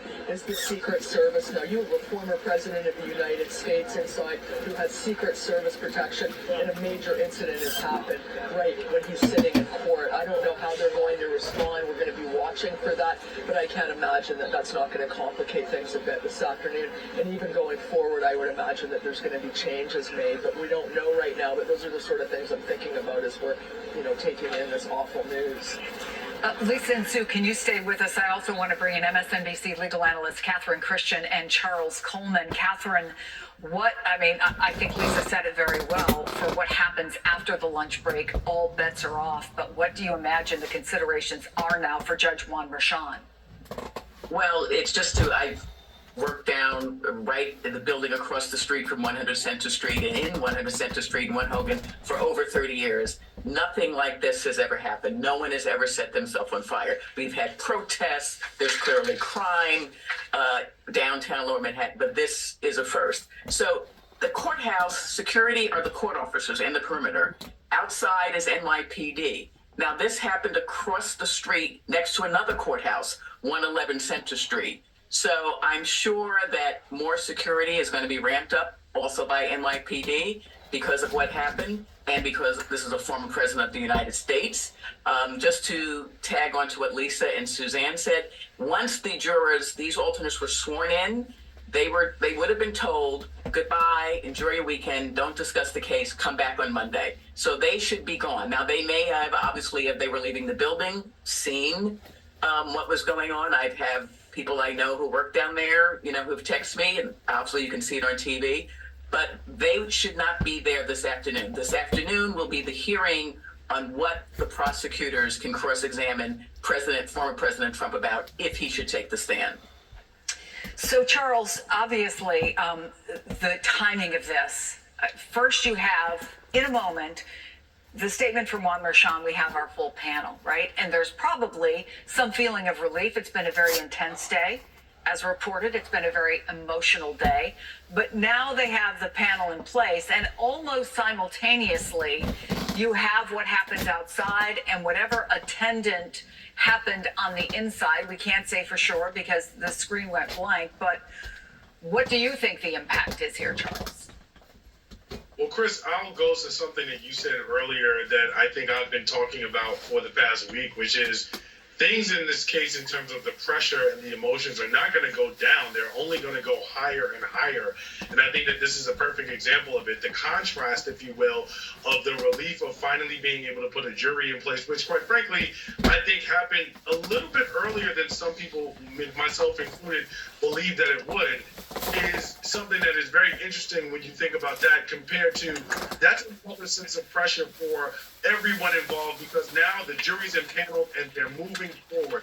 So the pressure has increased. And now these outside distractions that none of us could have predicted are coming in such a way that only amplify the different emotions that are part of a very emotionally charged environment. So what I make of its impact is this is a trial that is unlike anything we've ever seen and likely going to show us things that we've never seen in a significantly emotionally charged environment that everyone, prosecutors, jurors, attorneys, defense attorneys, and obviously the defendant himself are extremely attuned to. Listen, all of these jurors who have been selected have, Catherine, listened to and probably considered themselves what it means to be on this jury, right? They have seen some of their fellow folks who may have gotten dismissed talk about their anxiety, talk potentially about how they got phone calls or they were in touch with people. We all know, we follow very closely what has happened this week, the intricacies of this particular jury selection. So if someone comes in after this and says, this is too much for me, or several come in and say, this is too much for me, will Judge Juan Merchan almost have to say, I understand that, thank you, you're dismissed? Yes, and that's the importance of why 6 alternates, because we have a long weekend, meaning they went home, the alternates today. Yeah, and so on Monday, you might have the situation, I'm sure both sides, and the judge are hoping not, that you might have jurors who will say, you know what, this is too much for me. And then you have to seat the alternates. So you could have that situation. What I would suggest, and I'm not a security expert, but in Donald Trump's trial in federal court with Judge Kaplan, the defamation trial, that judge directed the United States Marshals to basically escort the jurors in that case to lunch. They went and had lunch together in some undisclosed location. And then when it was time to go home, they all, in a group, were escorted home to their residence. So they weren't sequestered, but they were protected. And that might have to happen here in this case with the New York State court officers who are capable of doing that. It will cost money, but that is a suggestion that maybe Judge Merchan should look at that Judge Kaplan did in the federal case. Let me go back to the scene for just a minute because, Lisa Rubin, it has occurred to me that, honestly, anybody who has ever been to the scene of a fire, most journalists, I imagine, have at one time or another. This is not the kind of incident where, EMTs come in, they take the person who's hurt, and they take them away, and it's gone. So I just want to sort of get the lay of the land right now, what you're seeing, what you're hearing, what maybe you're smelling. As we look out, Chris, beyond our camera, we can see an increased police presence. The side street along the row where all the cameras are set up is increasingly filled with more and more police. People are milling about in the street where law enforcement officers. That was an empty street with some parking where only press was allowed to transgress. Right now, on the opposite side of the park, again, you can see a growing police presence. And then the park itself is entirely taped off, as you're showing right now. But the thing that I am really struck by, having not covered a fire previously, as you well know, I'm not a traditional journalist. I'm an ex-lawyer and a baby journalist, as I often say, is the smell here. And it is a smell that you don't want to smell. It's not just a smell of fire, it is a smell of a very particular kind of fire.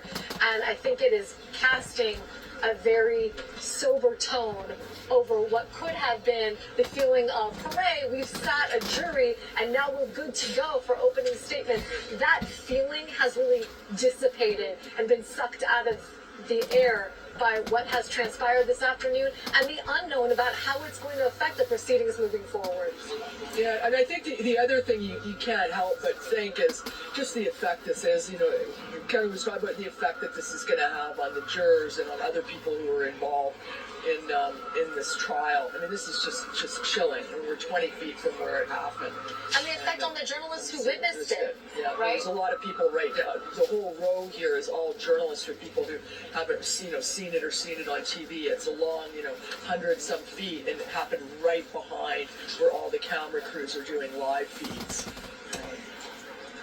And so if this had not happened, what would have been the plan, Lisa, after the lunch break that is clearly, as you put it, all bets are off? Well, Judge Merchan had said that he wanted to take a long lunch break, in part because he doesn't have to come back to the 96 prospective juror panel that he had asked to show up at 11:30 this morning as a contingency plan. So because of that, he had intended to take a long lunch break, and then presumably he was going to hold that Sandoval hearing that he still hasn't held, right?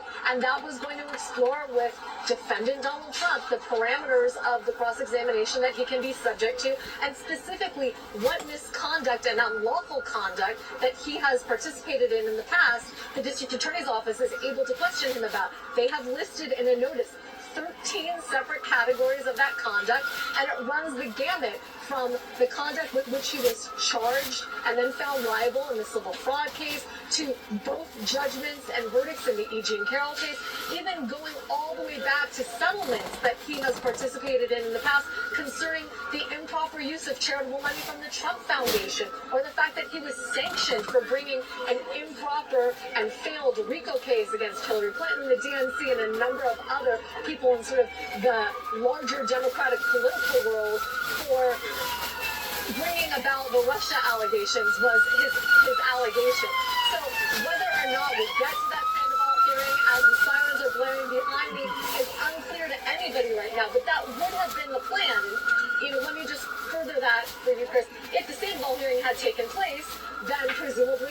Monday morning at 9:30 sharp, the jurors would have been seated and we would have proceeded to opening statements from both sides, and with the expectation of completing them both before 2 o'clock p.m. when on Monday we will adjourn without a lunch break to accommodate the lawyers here who observe the Passover holiday. So that's what would have happened. That still may happen. But again, all bets are off in the wake of this tragic event today.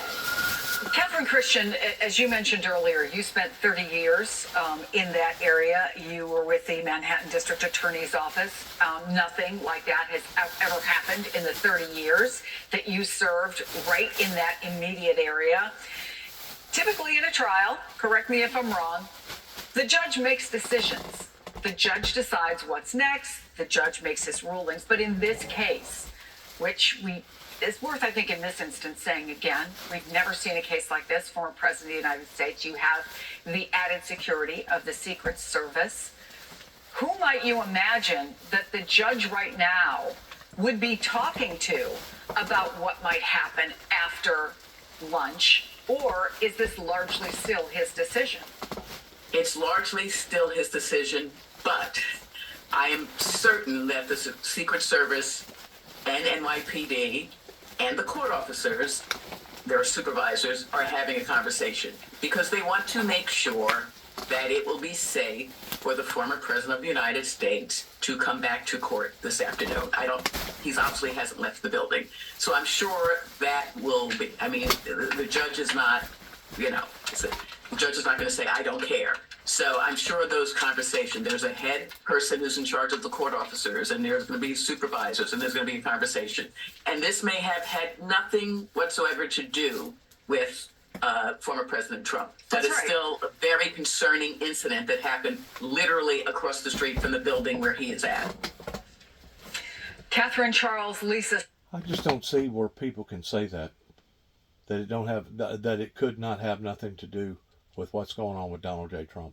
I just cannot believe that Juan Merchan was announcing that they have the commentators would actually even kick that around towards trying to persuade people, well, this didn't have nothing to do with Donald Trump, what's going on in Donald Trump's life.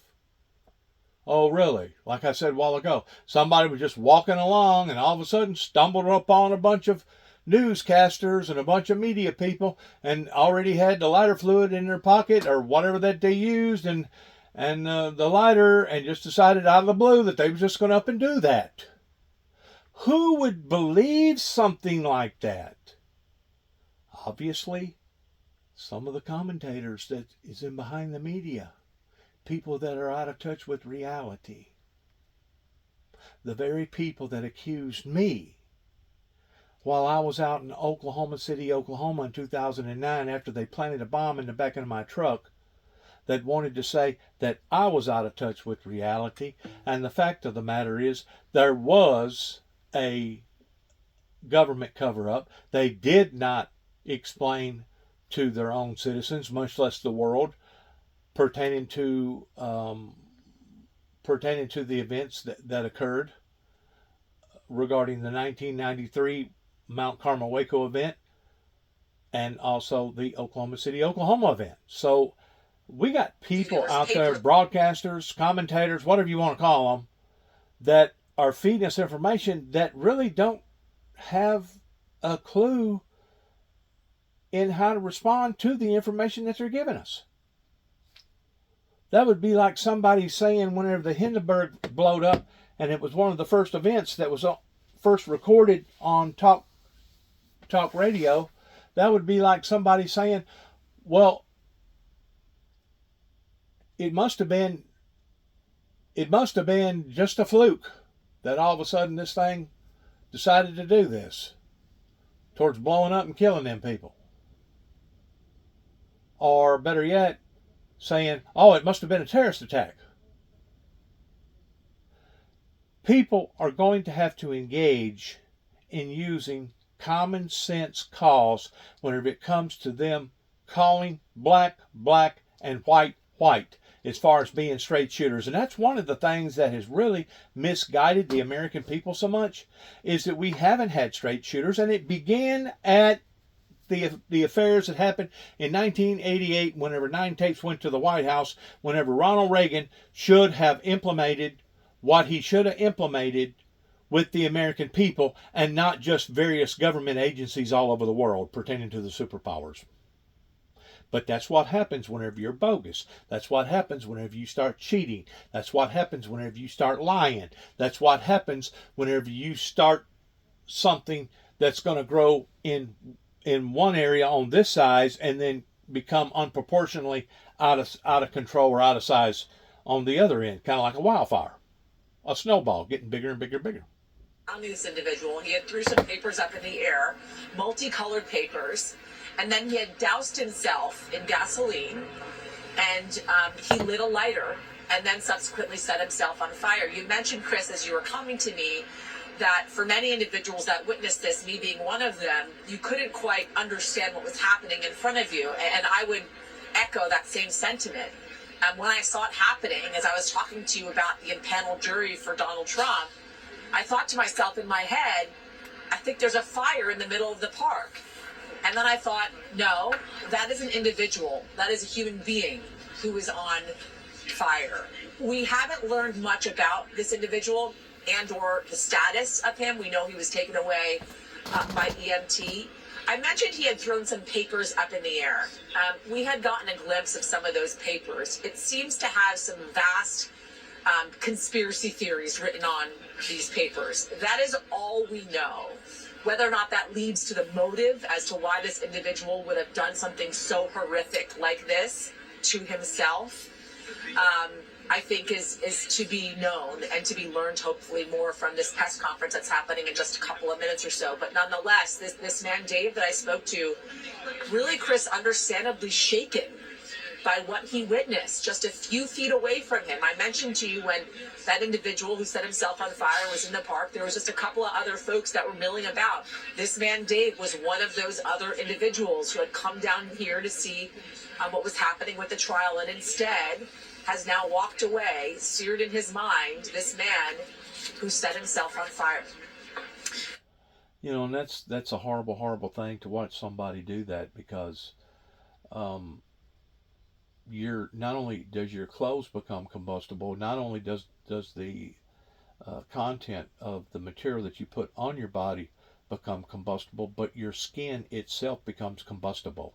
Your hair becomes combustible, your skin becomes combustible, and it's just a horrifying event to sit there and watch somebody catch on fire like that. I mean, it's one thing to do it in Hollywood, whenever they got special clothes on and special suits and all this other stuff, and you can tell by the graphics and everything usually that is being projected or made up in behind Hollywood, in behind cameras. And it's another thing to see something like that in live form. It's basically the same thing as being in a combat zone and seeing somebody basically just cease to exist right in front of your very eyes. And I'm pretty sure there'll probably be some people that have nightmares over this. They'll probably have to go to the doctor and get some sort of medication or talk to a doctor over post-traumatic stress syndrome over watching something like this, because most people in a lifetime never has to see something like this up front.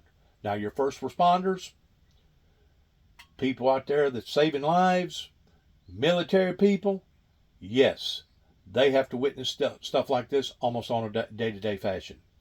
And I've talked to many of them, and most of them would tell you that one of the horriblest events that they've ever been to was somebody that had been involved in an accident or a house fire and basically had to go in and pull their charred body out.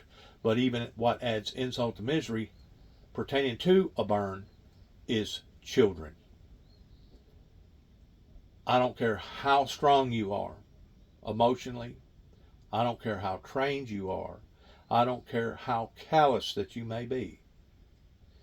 When you see innocent children be burnt to a crisp, it will have an internal psychological bearing on you that you will never, ever forget. Never. And that's what happened to my cousin in 1983 after he just got through leaving the hotel room going going to work at Goodyear, and all of a sudden he gets a telephone call that the hotel was on fire, where his wife and her 2 children and a child that was born by him and her, and 2 of Maxie's original children from his first wife. It was just a horrifying event, a very horrifying event, because it killed her, 2 children, it killed the child that Maxie had with this lady, and it also killed one of my cousin's second cousins, killed him, and the other cousin had to go to Houston Burnt Victim Center for over a year getting patched up. Jeff is his name, and Jeff wound up having to go out to Colorado because of the pain that he was having to deal with on a day-to-day level with the burns, almost basically needing to basically amputate a leg. And he went out west because they had already legalized marijuana out there, and he was on a marijuana regimen to help to control the pain. That affected my whole family, as well as the accident that happened with myself. And that's one of the reasons why my aunt, which would be my father's sister, come down from Chicago, and that's whenever they had a family reunion down in Plano, Texas. And that's whenever she got together and started gathering up a lot of information pertaining to our family tree, that she realized, wow, what's the odds of not only happening with one individual, but now happening to another individual pertaining to the whole family. And it frightened her. It made her think something's going on that's beyond the realm of normalcy.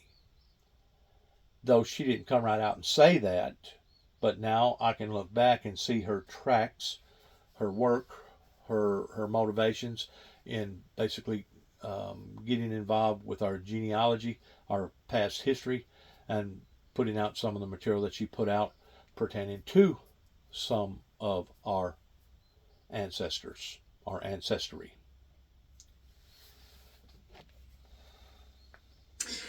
Yasmin Vasugian, thank you very much. What we don't know, and I want to be clear about this. I guess about the worst thing that I personally have ever witnessed, other than having to do what I done at the age of 14 towards watching my older brother basically be on life support and becoming deceased within just a matter of a couple minutes whenever his heart stopped beating, because the family had basically made a family decision in pulling the plug. But I was coming from Trimble, Tennessee. Done already went through Mason Hall on the way to Kenton, fixing to come home. I'd been married to my second wife, Diane. She was a Beasley at the time. Been married to her just for a short period of time. And all of a sudden, this maniac pulls around me, going around a corner of all things, and passes me up. And I mean, I'm just doing, regular speed, 45, 50, 55 mile an hour, whatever, on this country road. And less than a minute and a half, 2 minutes, I turn around another corner, and I see where this car is turned all the way up to its side. There's smoke, and there's dust, and there's debris thrown all over the highway, and the vehicle's sitting there upside down. And I was one of the first ones that got out to see what was going on. And it was that same car that passed me. And the bad thing about it was, I knew this girl. I knew her husband. I knew the family. And as soon as I stepped around to the other side, I seen where her head had basically become enlarged in between the asphalt and the automobile that come crashing down on top of her head, that basically took her whole head and just crushed it, to the degree that blood was coming out of her ears, and blood was coming out of her eyes, blood was coming out of her nose and her mouth. And you could still see her heart throbbing pertaining to the arteries in her neck, that she was really throbbing really, really hard because of what she just got through going through. And just within a matter of probably a minute and a half to 2 minutes, she quit breathing. She quit thriving. Why, there was, a lot of chaos going on. And that actually had an effect on my life. Whenever I went home from work that day, it took me a while to settle down from seeing something like that. And it will. Whenever you see somebody die right in front of your very eyes, or get somebody that's dramatic enough that should have died, or would have died, or could have died, it will have a bearing on you unless you're familiarized with that type of environment.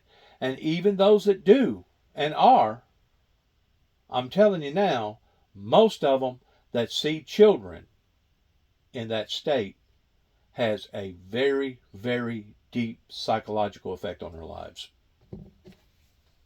So what's going to happen when the judge comes back, if he comes back as he intended to at 3:15? There was supposed to be a Sandoval hearing to determine whether or not, should Donald Trump take the stand, would he be able to be asked about some of the judgments that have been made against him, including in the E. Jean Carroll case. We don't know if that is still going to happen. We don't know if, as anticipated, had that hearing taken place, and we still don't know if it'll happen, but if it had taken place, whether the court would reconvene on Monday morning and the trial would get underway. We don't know what impact this is going to have. But in the meantime, I want to talk about the woman whose story really began all this.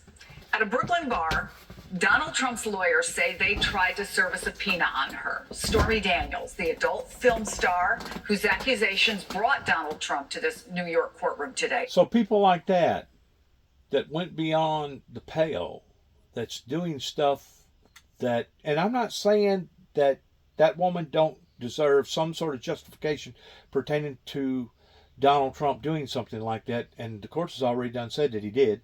They've done already pretty well established that. But people like this woman needs to stop and ask herself a question now, since all this is turning into a hoopla. Really, was it worth it? Really? Was it really worth it? It's kind of like the state trooper or the cop, whoever it was, that wanted to engage in doing his own private investigating work pertaining to Jimmy Swaggart, that got caught with a prostitute, that exposed that ministry the way that he did, rather than going before that individual on a one-on-one basis. And then the Bible says if that person still won't listen to you, then go to that person with more than one witness and talk to them again, and see if you can't persuade them or talk to them that, hey, what you're doing is wrong and you need to stop doing it. But that individual that witnessed Jimmy Swaggart was basically looking for celebrityism himself, a celebrity hound, that posted that all over the news, that turned that event that happened in 1988 into a charade. And now look where our great nation has turned into. People like that need to stop and ask themselves a question: was it worth it? The people that engaged in deliberately entrapping the people down in Waco, Texas, with a bunch of firearms, changing them from assault rifles or assault weapons to automatic weapons, and having the death and injury of so many people down in Mount Carmel, Waco, Texas, as well as the people that died in Oklahoma City, Oklahoma. Was it worth it? Was it worth it? Because these people one day are going to have to give an account for not only what they done, but how they done it. And that's what I continue to keep telling people. We're going to be questioned one day whenever we all sit around the big table. We're going to be questioned by the Almighty, different questions in different ways, and asked in various ways, not so much in what we done, but what we didn't do that we know that we should have done. And that's the part that hadn't been taught accurately pertaining to our ministry all over the world, pertaining to accountability issues. And that's one of the reasons why I think that so many people does what they do, even though they walk around with a platel on their coattail that says, hey, I'm a born-again, true, believing, God-fearing Christian. It's awful. We're going through such troubling times right now, such turbulence, water and turbulence storms right now, that I'm really surprised that it's hung together as good as it has. because of what initiated a rebellion right here in America at the White House, beginning with the Reagans and the Bushes. Look at all the death, all the destruction, all the money, all the confusion, all the corrupt courts, all the other bad stuff that has happened, not just to the American people's lives, but people all over the world, that all could have been prevented. This is what various people over in Kenton, Tennessee is going to have to answer to one day. This is what various people right here in my home community, Cydonia, Hopin, Sharon, Weakley County, Obion County, Northwest Tennessee, are going to have to give an account to. Now, they can hide, they can deny, they can kick the can down the road, or they can try to emphasize, well, this individual that's telling you these things, he's basically got a history of being mentally ill. No, that's what society wanted to brand me as, because anybody in their right mind that had 64 staples up and down their belly, that had 9 units of blood pumped into them after an automobile come crashing down on top of them, should not have had to go to the psychiatric ward because their own biological father tried to finish them off. And that's the part that I continue to keep telling my son again and again and again, that, son, what you're involved in is really cruel and inhumane. Because really and truly, my son should be grateful that his biological dad, which is myself talking, had enough zeal and was close enough to God that God spared my life, to the degree that not only am I not dead, but I should have been an invalid after falling off a 4-story building, much less what happened to me in 1983. But people like my son rather blame me or stereotype me by saying, "Oh, Dad's a liar," or "Dad's a this," or "Dad's a that." Or he's a mental case. He's a Looney Tune. Society has done this again and again and again throughout the history of society, beginning with Adam and Eve. Because it was God that come to Adam and said, "Why did you do this?" Rather than Adam be a man about it and say, "You know what, God, you're right. I messed up. I shouldn't have done that. That's my fault." Instead, he blamed Eve. "Well, it was the woman that you gave me that caused me to do this."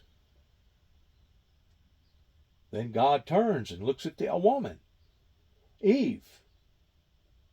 And she replied, "It was the serpent, the snake that come into the Garden of Eden that caused me to do this." So obviously it is a characteristic of humanity towards wanting to pass the buck and not be accountable for your own actions in what you do and what you don't do, and what you should have done versus what you didn't do. It has been a characteristic with humanity now since the beginning of time, towards wanting to pass the buck and blame it on someone else other than themselves. That's where we are in the 21st century, in the month of April 19th, 2024, right here on this anniversary date of the Waco, Mount Carmel, Texas incident, as well as the Oklahoma City, Oklahoma bombing incident, as well as right here at the eve of one of the most biggest Jewish holidays that there are, pertaining to the Passover, that begins, I think, either Sunday or Monday. I think it's on the I can't remember if it's on the 30th or the 18th or the 22nd or something like that. Anyways, we're very close to that event. We're basically 7 days. The Jews, especially the Jews, they acknowledge Yahweh and Yeshua, going back to the old traditions of how that they had the Feast of Tabernacles and the Days of Trumpets, and recognizing Passover, and etc., pertaining to the Almighty. To me, you shouldn't have to have a certain particular holiday to still recognize and praise Yahshua and Yahweh. To me, you should stay intact with God 24/7. And I'm not saying that I'm perfect, because I know that I've got areas that I still have to work on every day. I know that I'm not perfect and I make mistakes. I know that I still have a sinful nature about myself that I have to fight and resist every day, just like any other born-again Christian. I can't walk on water. I've never raised the dead. I've never healed the blind. I never have feed 5,000 with 7 fish. I haven't been able to heal leprosy or whatever. And you know, I won't never be able to do those things of my own accord. It's only the relationship that you have with the Heavenly Father towards becoming close enough that the Holy Spirit working within you allows for you to see and do these things. Once more, these are the miracles that's supposed to follow us, not us following the miracles. And if people can't see, including my son, that obviously This is the latest chapter in his dad has had multiple miracles happen in his life pertaining to the tragedies that's happened in my childhood as well as the beginning phases of my adult life. If people like my son can't recognize that and acknowledge that, it's either because they're incapable of understanding these things or they don't want to see these things, because it's much easier for people like that to blame it on somebody else and say, well, it's your fault, or you're a this, or you're a that, stereotyping people, once more, running from your own personal accountability and responsibilities.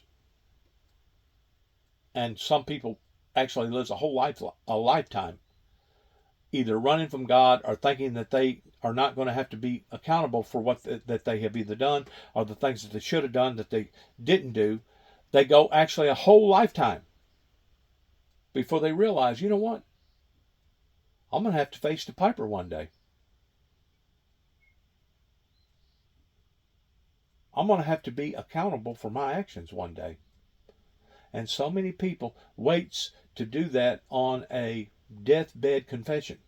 And I'm not saying that deathbed confessions isn't real, and I'm not saying that deathbed confessions hasn't saved people, because I'm sure that it has. But I'm just saying, pertaining to their works of what that they could have stored up for the rewards in heaven, they're probably going to get very little. Of course, if their lives be saved to the point that they're spared not going to a living, burning hell, that's going to be very, very gratifying in and of itself to know that you're not going to be tormented day and night pertaining to you being lax in your relationship with God. I do reverence the fact of the holidays, of the spiritual holidays, of knowing that at the time that's the way that they practiced, and that at that time obedience was better than sacrifice. Today, I've come to the conclusion that not only is obedience better than sacrifice, but sacrifice itself is just as equal, especially if one is willing to sacrifice themselves in the format of the way that our patriot military, or even our first responders, or some other people that has various crucial occupations that are willing to do on a day-to-day level. I honor these people that does that, because they are willing to give their all and not just part of their all. And to me, that's what it's going to take to make it into the kingdom of heaven. That's just my point of view about it. That if you're not willing to use yourself as a sacrifice the way that Christ used himself as a sacrifice, of teaching us about the supernatural and about the ways of God, that if we're not willing to do the same, it may be debatable in whether or not we get either a full reward or a half reward. I'm sure that we'll go to heaven. We won't miss heaven. We won't go to hell. But look at the people that could have gained an opportunity towards living in a mansion, but now is going to have to live in a hut, are going to have to live in a shotgun shanty house up in heaven. Once more, these are all areas to me that is nothing but a con. It's disturbing in seeing this type of diversion happening right in front of our very eyes, and people talking about basically an out-and-out whore of an event that happened, I don't know, I think it was 20-something years ago or 30-something years ago, pertaining to the statute of limitations being run out. And to think that people are doing this all in the name of the good old American monetary money, to me it's sickening. And once more, I'm not saying that this lady does not deserve to be treated fairly, especially if the events that occurred in her life actually occurred. I'm not saying that. But what I am saying, that there has to be limitations on how far our laws and society is to go, because those laws was put in place pertaining to the statute of limitations for a reason.